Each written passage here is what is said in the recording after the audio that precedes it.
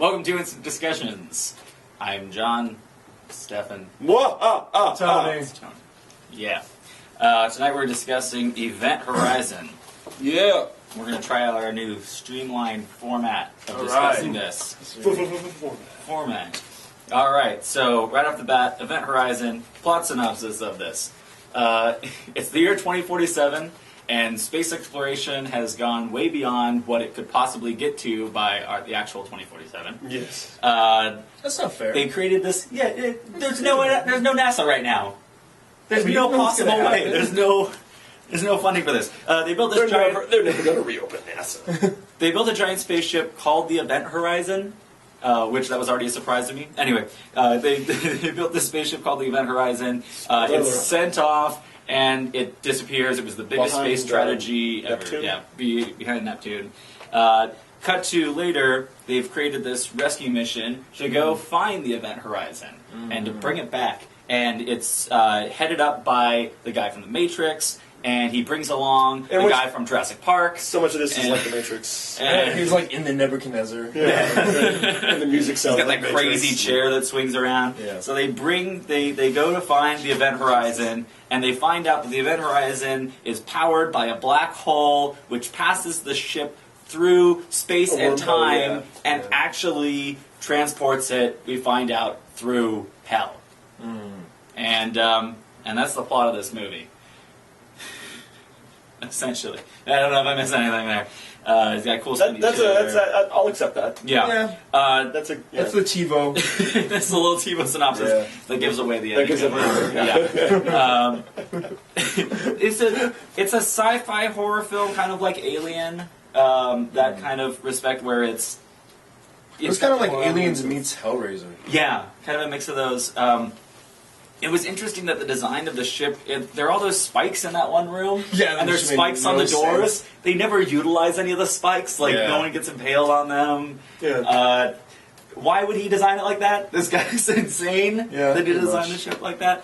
That's kind of crazy. Alright, first impressions of the film.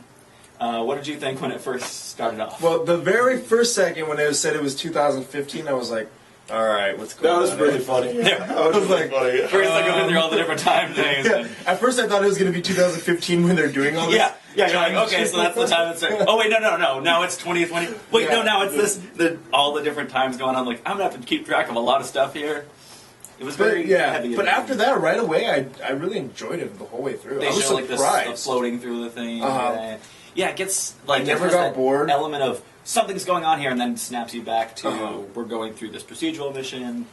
It's it was kind of interesting. I didn't know what to think as I'm going into this. What year was this made again? 1997. I was really surprised that it So made post that so Jurassic much Park, money. pre Matrix. I was surprised like a domestic. I was pretty sure it made. was the other way around that Matrix took. Yeah, no, it lost money. That's there's really low numbers. Cost them $60 million. And like it was they a made 40 it was cents a more life. great story, and like the surprise at the end, it was overall the acting was great. There was a lot of problems though. There's been 3 different endings. Ooh. Oh really? I read that on IMDb. So what are the different endings that we didn't see? I then? actually Oh, okay. because I wasn't. He wakes up and it's a dream. The end. It's apparently like the first ending like really upset audiences and they didn't like it. The one that we watched is the third. Yeah, the one that is the end product. By committee. That's always the best way to do anything. Just Okay. Whatever everyone likes the best. I'm pretty sure because I thought that's where they were going to go. That they were just going to be in hell, and that was going to be the ending. I bet you that had to do. Yeah, that's the way I was hoping for it to go. And they kept talking about they kept showing the flashes of hell, and it seems like it's always better if you don't see it, because when they stay there, it's not going to be as powerful as the flashes that they show. But I was kind of disappointed. I wanted them. I was rooting for Sam Neill at the end of it because I'm like, I want to see what this looks like. I want to see what the craziest thing they could think up for hell is going to be. Yeah. And we don't really get to see it. We can see flashes of it and glimpses of it coming into that ship, but not really seeing it. Yeah. But it kind of does that whole cyclical thing of them finding they're the rescue crew for the for the Event Horizon, and then another crew comes into the Event Horizon, and it's like the whole thing's going to start over again. We're doing good then bad, right? Yeah, well, like that. I'm just kind of in the free mode right now. I'm breaking the format. All right, let's go with favorite moment, though. What's your favorite moment in this? Let's go with that. Oh, wow. Actually, you go first. Your favorite moment. Other than boobies? There were... see, you're forgetting all this. There were some bloody boobies. Yeah. I like the design of the ship. I think that's probably one of my favorite things. It was kind of weird with the spitty thing, the optical illusions everywhere, and I like the flashes of insanity and the flashes of hell that we saw. It's probably my favorite parts of it, and the way that it corrupted Sam Neill finally in the end once he got finally corrupted. And, I like that. I love him as a bad guy. Yeah. And I want to say that it's just him and his evil, like... before he went into like a demon, yeah, like just that part of the movie, I was like, I loved. Well, he was just brilliant before that, and then he gets corrupted. But he's just like, this is my baby, my ship. Yeah, one thing that I liked, because I had no clue what the movie was about, was when the first guy kind of gets pulled in, and you're like, okay, what's happening? He gets pulled out. And then he goes through the little freak out, and then his eyes are popping out and everything, and you can see his, that was kind of the introduction to something more than what the science knows about is going on. So at that point I was like, oh, okay, like I'm into this even more now. Yeah. I don't think he will. No, that's... I don't think a lot of this is possible.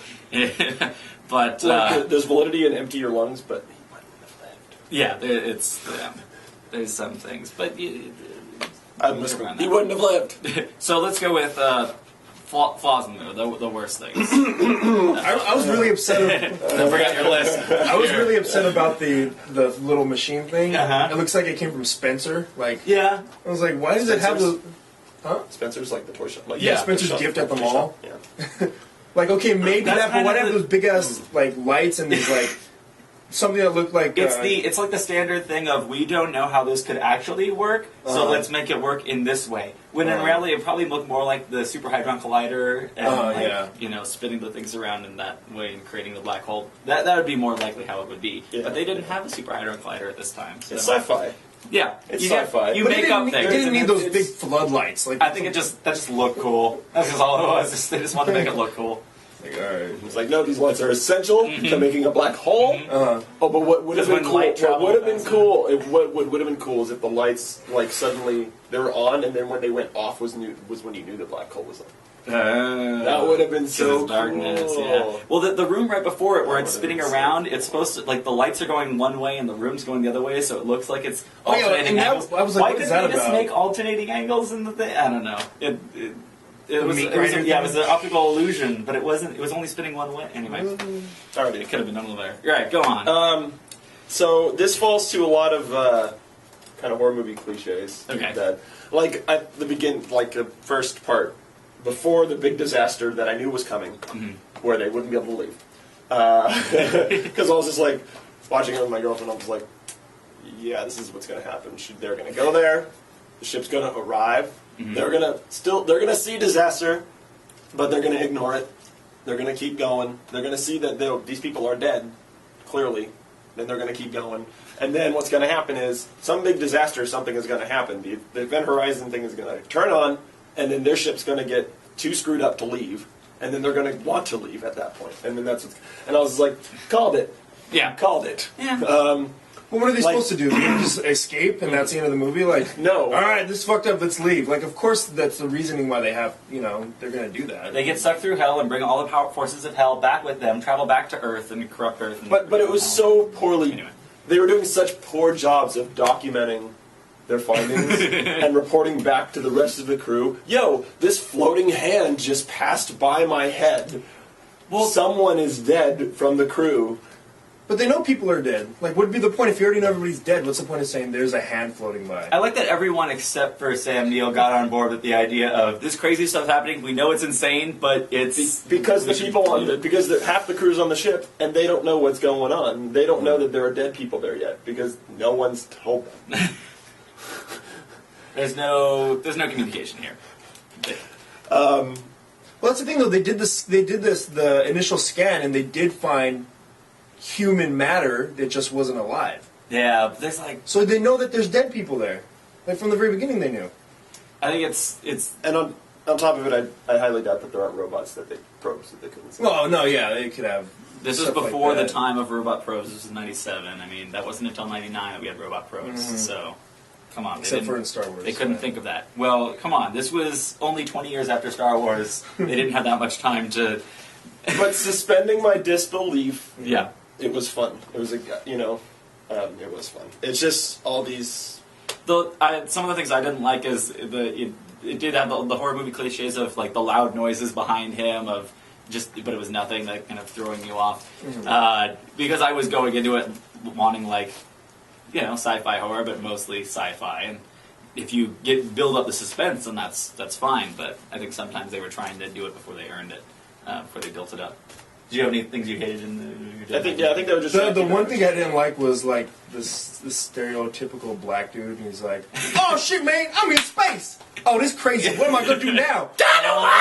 No, the worst part about that is he expels all of his oxygen to get back there, and then he's still doing those quips when he's outside. Oh shit, man! Yeah. Like, no, you don't have the oxygen to be able to do that. I enjoyed it, but at that point, I was like, "It's kind of." No, I like them though. One thing that's different from a lot of horror movies is those black guys survived a long time. Yeah, like that. That was pointed out to me too. It was like They're breaking. white people died, Yeah, I'm like they're still there. That's cool. except for the one. So I appreciated that part of it.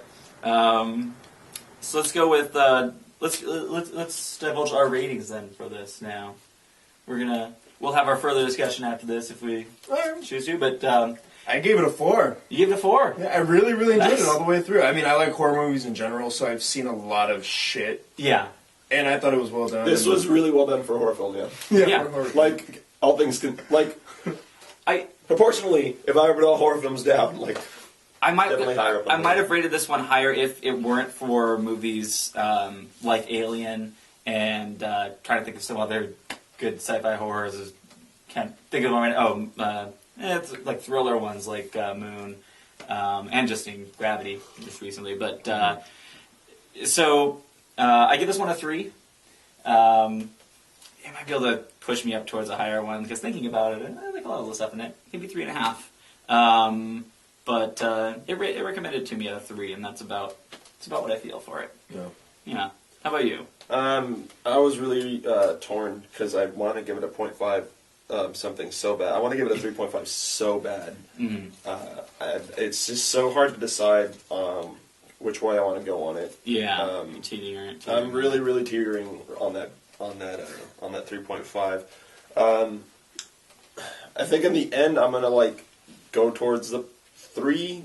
It's both hurt. Like giving it a 3 or a 4 hurt. Yeah, because you're like, no, it's not 4 worthy. It's not like, nah, but it's it's not a 3. It's not a It's 3 still because stands I was above enjoying it because I really like I mean for horror films like having this whole sci-fi mixed together really, really appeals to me Yeah. a lot and. Because there was, even though I liked a lot of the That stuff it shit's did, there was a scary. fair amount of cheese in there. And cliche and it felt really good for an that was 80s kind movie. of unnecessary. Yeah, That was my problem. Like it looked like this is a really good 80s movie done in 97. So I will say if it was 97 right now, I'd give it a 4 probably yeah, maybe. because yeah. But If it was 2015. I think just time passing has. Yeah, it's kind of it has not been kind. It's like watching Rear Window and seeing that guy fall down, and it's just laugh at it instead of being oh my god. So yeah, so that's that was good. One thing that threw me off too is I realized, not at the beginning, so later on, that one of the guy who gets killed first is from Something About Mary. I was like, oh I shit! was trying That's to the Something About think. Mary guy. I He's kept also trying to from, figure out he's what also it's from With the Gattaca. crutches. Okay, yeah. He's Yeah. also in Gattaca. Oh, is he? He's the brother. Mary, I'm just joshing you, Mary. And that was all around the same time. Like these people all had big careers at that right around that late '90s thing. Yeah, I think if this was made today, LL Cool J would have to be in it. The original cut, including the missing footage, was reportedly found on a VHS, as announced in an interview with Paul W.S. Henderson. Oh, the director, Paul W.S. Henderson. Think about this. He's the guy who he's married to Mia Jovovich, and directed a nice. few of the Resident Evil movies. So, yeah, he's gone on to have a good life after this, I guess. I think that's the best thing he's done, is probably married her. I like that Matt Stone and Trey Parker were inspired by this film. For the one that could have... Hail Satan! Nice. Wow, I just did a Hitler... You totally did. I just did a Nazi... Good job. Hail Satan. It's on the record on the internet. Yup. So next week... Time for a gift. Next week, Tony, do you have a pick? Oh yeah, I do. You guys are gonna love it. I'm sure. I'm not gonna tell you exactly what it's about. I don't know if you guys have seen it. It's an independent film named Clueless, starring Alicia Silverstone. Horror film! Oh, Yeah. This is literally one of my favorite movies. I never understood why until I looked some stuff up online, and it's all about game theory, which I am all about. Okay. And as an adult, after learning of this, I was like, that's why I enjoyed it. Like, I love this movie. I used to say it's a guilty pleasure, but no, I'm not guilty anymore. All right, I haven't seen it since it first came out. Oh, really? Yeah. So that'll be interesting, and I think that's an interesting thing to keep in mind. Yeah. Thinking about game theory with this movie might be a different perspective on it. My girlfriend really likes this movie. She's a smart woman then. I've been excited to rewatch it. And I think I've seen like little bits of it because of that, but... Yeah. Well, I think we might have to bring some girl co-hosts in to talk about this movie, because I don't know, it doesn't seem right. No, to talk about that'd be a good maybe. idea. I don't Yeah. know. We'll talk about that. All right, so next week. That sounds... Maybe I'll rub her into this. That sounds Yeah, good. if she likes it, yeah. I'll try to rub her Alright, in. cool. All right, well, thank you for watching. And Continue on to our extended. yeah, we'll continue on to the extended. But if you only cared about the short bits, thank you for checking on that. We cared about the penises.